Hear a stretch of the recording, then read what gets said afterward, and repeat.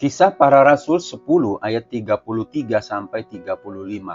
Karena itu segera kusuruh kepadamu dan dengan senang hati engkau telah datang.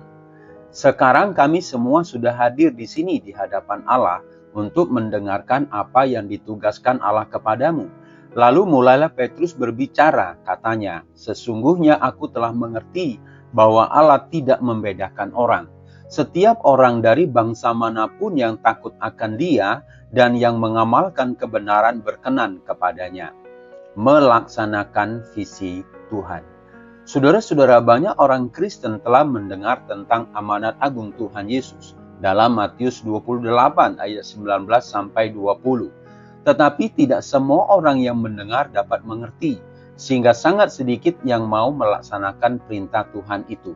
Sebelum Tuhan Yesus terangkat ke surga, telah memberi perintah untuk menjadikan semua bangsa murid-Nya. Pada waktu peristiwa Pentakosta, para rasul mulai memberitakan Injil melalui khotbah Petrus yang hadir dari berbagai suku dan bangsa. Kisah 2 ayat 7 sampai 11.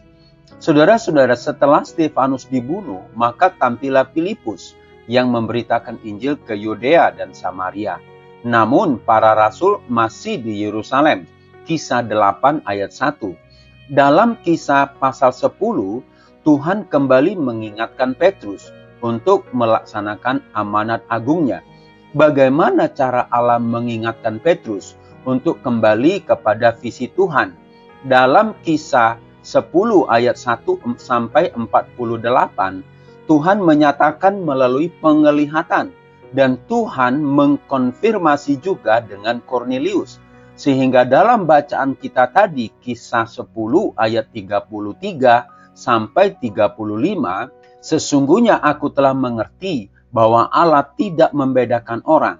Setiap orang dari bangsa manapun yang takut akan Dia dan yang mengamalkan kebenaran berkenan kepadanya.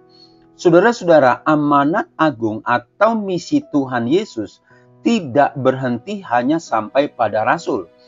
Perintah ini terus-menerus diajarkan sampai Tuhan Yesus datang kali yang kedua. Apa yang dialami Petrus merupakan pengingat bagi kita, supaya setiap murid Tuhan Yesus di hatinya ada kerinduan untuk mengerjakan misi ini. Masih banyak yang belum peduli, bahkan enggan melakukannya karena merasa bukan bidangnya. Tahukah saudara bahwa ada banyak yang belum mendengar Injil? Apakah kita menutup mata hati kita melihat jiwa-jiwa yang sedang menuju kebinasaan? Sudah saatnya kita berdiri atas nama Tuhan, memberitakan Injil. Tuhan Yesus berkata, barang siapa mengasihi aku, ia akan melakukan perintahku. Haor Ministry.